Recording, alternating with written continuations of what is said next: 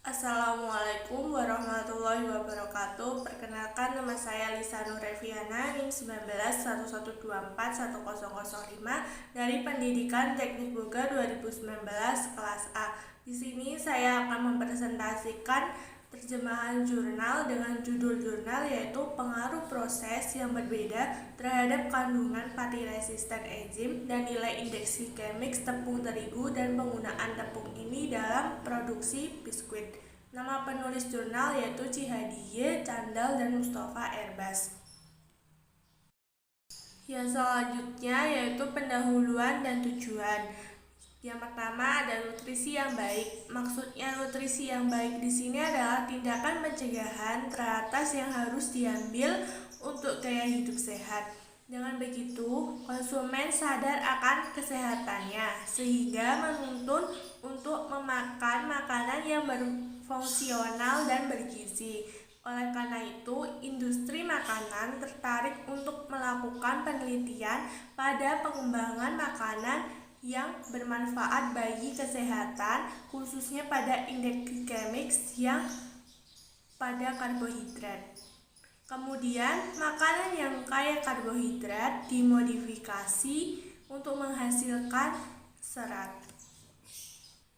Kemudian, peneliti industri makanan meneliti pada pati ERS atau enzim resistant starch untuk mengetahui kandungan serat pangan yang ada di dalamnya.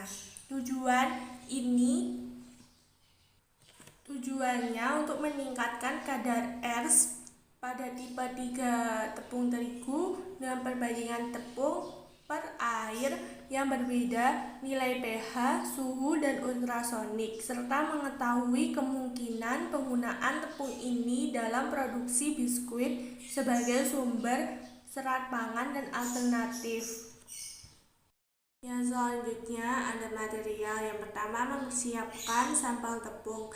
Berikut cara-cara mempersiapkan sampel tepung. Yang pertama, mempersiapkan tepung per air dengan perbandingan 1:5, 1:10, 1:15, dan 1:20. Yang selanjutnya, penyesuaian pH 6,1, pH 5,5, pH 4,5 dengan asam nitrat sebanyak 1 m.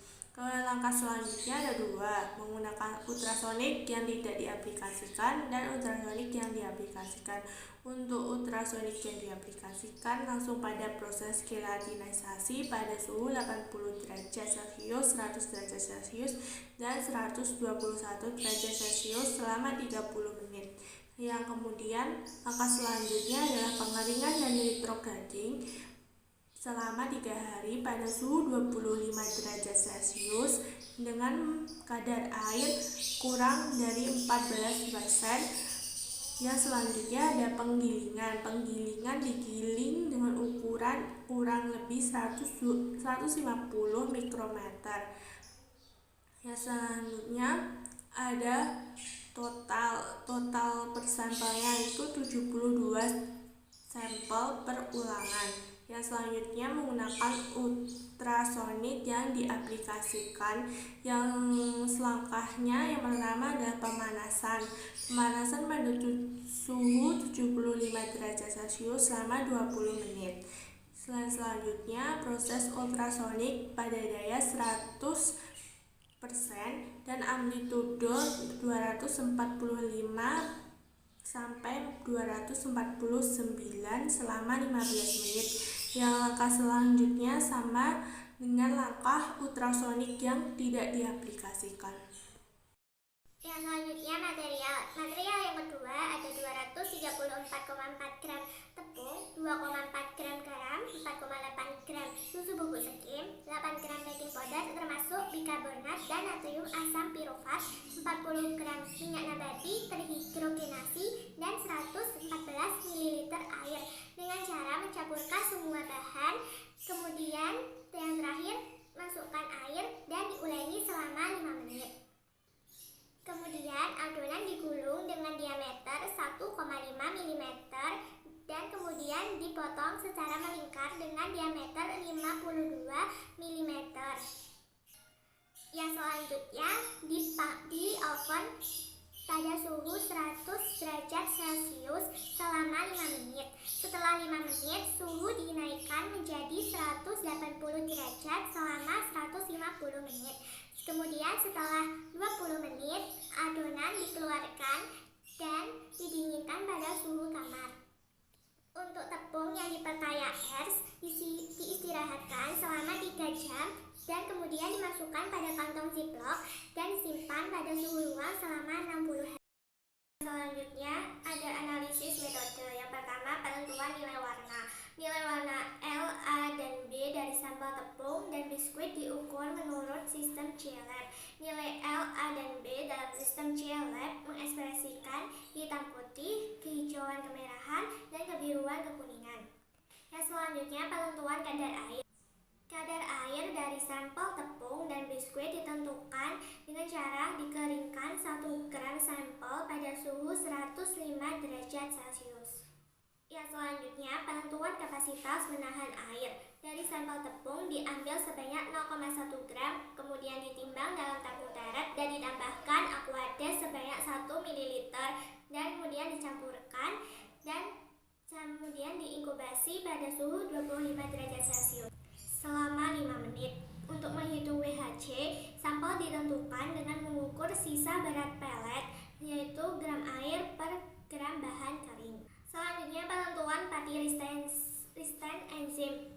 Analisis ers sampel tepung dan biskuit dilakukan dengan cara menguji alat uji pati resisten. Yang selanjutnya, penentuan sifat termal. Sifat termal ditentukan hanya untuk sampel tepung yang memiliki kandungan ers yang tinggi. Sifat termal ditentukan dengan memanaskan dari 0 hingga 200 derajat Celcius dengan laju pemanasan 10 derajat Celcius per menit. Yang selanjutnya, pencernaan pati in vitro dan penentuan perkiraan indeks glikemik. Laju hidrolisis sel pati selama pencernaan in vitro pada waktu yang berbeda 30, 60, 90, 120, dan 180 dan perkiraan nilai indeks glikemik atau IG. Dari tepung yang diperkaya ers, tepung terigu, dan sampel biskuit dengan menggunakan kit uji pati resisten. Yang selanjutnya, penentuan dimensi dan berat biskuit. Dimensi dan berat biskuit ditentukan dengan pengukuran yang dilakukan sebelum dan sesudah pemanggangan dengan memilih 5 biskuit secara acak dan diukur dengan skala presesi dan kaliper. Yang selanjutnya, penentuan kekerasan dan fraktur biskuit. Kekerasan dan rekahan biskuit ditentukan dengan menggunakan alat penganalisis tekstur. Kemudian, sifat sensoris biskuit. Analisis sensoris pada biskuit dilakukan pada tepung ers yang berbeda 0%, 25%, 50%, dan 75%. Dengan cara pemilihan warna, pelurusan pemanggangan, tekstur, kerapuhan, bau.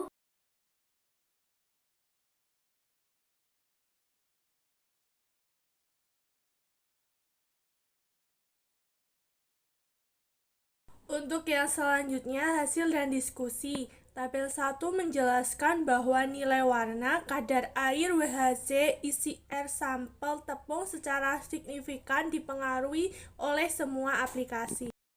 Sifat termal sampel tepung ers ditunjukkan pada gambar nomor 2. Ada 2 grafik. Yang grafik pertama itu menunjukkan grafik tepung. TM-nya 141,17 derajat Celcius dan delta H-nya 1,10 Joule per gram, sedangkan tepung yang diperkaya ers TM-nya 152,94 derajat Celcius dan delta H-nya 1,09 Joule per gram.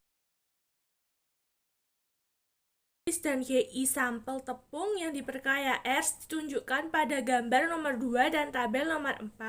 Diperjelaskan bahwa ada perbedaan secara signifikan dan penurunan HI dan EG. Selanjutnya, produksi dan penyimpanan. Yang pertama ada dimensi dan berat biskuit ditunjukkan pada tabel nomor 2. Tepung yang diperkaya ers sangat mempengaruhi secara signifikan.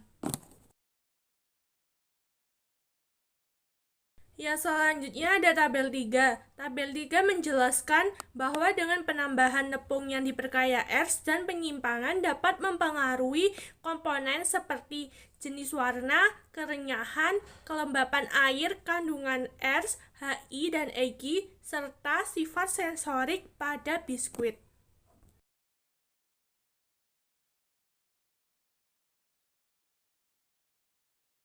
Untuk yang terakhir ada kesimpulan. Es umumnya dihasilkan dari patimoni dan penelitian yang menggunakan tepung terigu dalam produksi es atau enzim resisten starch masih terbatas. Disimpulkan bahwa proses yang diterapkan meningkatkan kandungan es tepung terigu hampir 30 kali lipat dan kandungan ini dapat lebih ditingkatkan dengan mengoptimalkan waktu dan kondisi pemrosesan.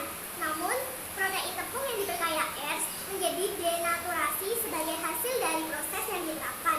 Oleh karena itu, tepung ini dinilai dapat ditambah pada formulasi produk bakery seperti cookies dan biskuit dengan proporsi yang berbeda. Dengan demikian, tepung yang diperkaya es akan berkontribusi pada produksi makanan GI rendah dan bermanfaat bagi kesehatan. Presentasi yang dapat saya sampaikan, apabila ada kesalahan dalam perkataan, saya mohon maaf. Apabila ada teman-teman yang ingin bertanya, silakan bertanya dan bertanya di kolom komentar. Terima kasih. Wassalamualaikum warahmatullahi wabarakatuh.